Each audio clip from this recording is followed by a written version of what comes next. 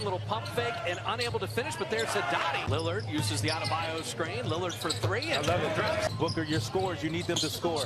Marami missing and cutting off the ball, so they'll get the ball into the post to the.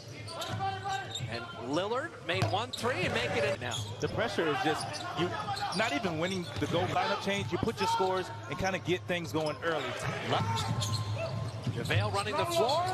Reward the big guy. Jeremy Grant push ahead. Tatum is free to hammer it down. Waiting on Resifar. Same spot, same result. 10, because nobody can block it.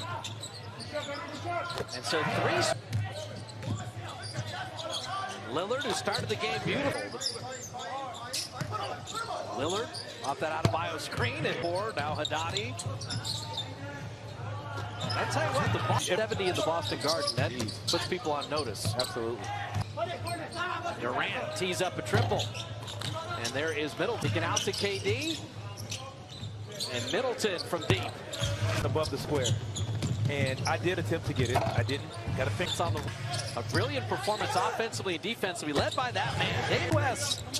Not every elite scorer has to click. Just Middleton. And a nice of KD. Jason Tatum for midcourt is not 47 feet. Djokovic in San Antonio. Nice pass back to JaVale McGee. He'll put it in. Well, you know, social media goes crazy when they add him, but athlete, basketball, of course, Sue Bird and Diana Taurasi, honoring your commitment and also representing the United States, and really for favorite in this game, as they should have been. And the steal by LaVine. 3.5 that we would send that would win the gold, okay? Without any question, 100%. Here's a starting five. You tell me where I'm telling any lies. Steph, Harden, LeBron, KD, Kawhi. There's no way to beat that team. By the way, Damian Lillard and AD off the bench. It would crush everybody. And that's what we used to do when we finally started sending our pros. We're like, look at us, we're the best in the world. And then in '88, we sent, Charles Smith and Stacey Augmon and Dan Marley, like, good players, but not our very best players. And we lose. Then we got serious and made a dream team. And then again in '04, Okafor and Steph Marbury and Sean Marion, nice players, but in their day they were good, but that wasn't our best squad, and we lose. Now, I get it. Guys are aging. They've played for Team USA a lot. They want to rest. I'm not saying, hey, LeBron, you need to play. I get it. But this is what happens when you start sending your kind of third-tier team. You could wind up losing. This is the kind of team that can lose in the Olympics. Well, it could lose, but am I confident they will not lose? Yes, I think they'll win. But I will say this. Listen, I'm very fond. I like Kevin Love, but what is he doing on this team? He played 25 games last year. A couple of years ago, how many games did he play? He played 22 games. Last season, he played 56 games. I mean, he's missed a lot of games over the last couple of years, and I'm just wondering, I know he can play, I know he can shoot, but when you miss that much time, I mean, don't you need to focus on your NBA career, even though it's only a couple of weeks in the summer, overseas or whatever? I mean, but don't you need to focus on playing here, and being healthy enough to play? That would be my only thing in regards to that. But am I confident that men's USA basketball can win? Yes, but here's the thing. And this is a weird kind of thing for me to say because I'm obviously, I'm a black man first, but I'm an American and I'm proud to be an American citizen. I'm patriotic in that regard. I kind of like the idea of it being up for grabs. I kind of like the idea of it being a challenge where we don't stack the deck per se. I kind of like it because we've already done it. We've shown how dominant we can be. See, we have to send a message. We had to send a message, after the Barcelona games, 1992 Olympic Dream Team and all of that stuff. And then we sort of dipped with Larry Brown coaching the team and all that stuff. You know how much I love Larry Brown. He's a Hall of Fame. He's one of the greatest coaches I've ever seen. But he didn't ingratiate himself to the LeBrons, the Melos, the Allen Iversons of the world during Olympic competition. We get all of that. But what I'm saying is that because we've showed, particularly with Coach K coaching over the last 3 Olympics, we've obviously put our sheer dominance on display. I have no problem with it being up for grabs with some of the secondary stars or even lesser in the NBA representing Team USA and going and competing against teams in Europe, because we already know, the world knows, if we send our best, there's no competition. We've established that reality, and now that we've done that, there's nothing wrong with giving others shine and seeing what they bring to the table. Well, I mean, I hear you, except that remember what it feels like when we actually win a bronze. That's not a good feeling.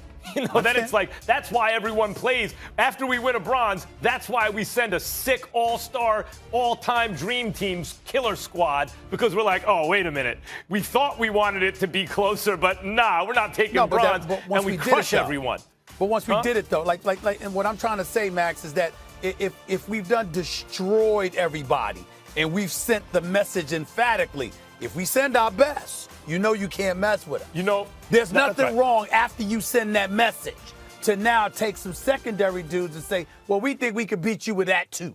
Why not send the college kids? Stephen A., you identified the most interesting thing about this whole subject off the top, and it's something someone on our set knows something about, someone in Molly's family. Jalen Rose brought up Kevin Love's presence on the team and said it was tokenism. That's like, you know, it's not just like, why is he playing? Of course it's tokenism. Of course it is. Why? How else could Kevin Love, who has not played it, Kevin Love used to be an excellent, excellent player. A multiple-time All-Star, max contract player, 25-12, best player on a team that made or a 500 team in a vicious Western Conference. He hasn't been that in a while. Kevin Love hasn't been an all-star caliber player in years now. Why is he on the team? Like, that's what I mean. When you start, maybe he wants to showcase himself and maybe he gets traded or something. But if you want to do what you're saying, hey, let's give some other guys a shot, then put together a team that is actually our next level best player. And only with respect to that.